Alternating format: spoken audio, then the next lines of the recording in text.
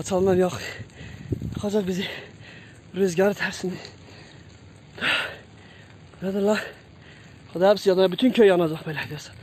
Az önce söndürdüğüm yer ya. Yine. Hadi burası da çok pistir ha. Burası çok pis. Hem de çok kötü abi. Aa, şimdi o ateş Murat abi.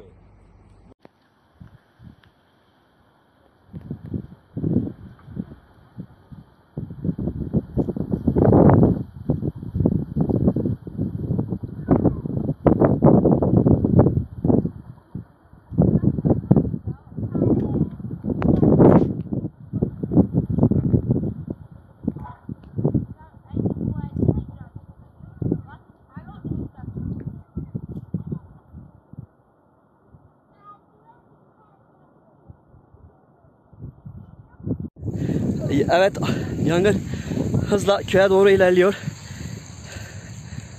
Rüzgarın şiddetiyle daha da hızlı ilerliyor.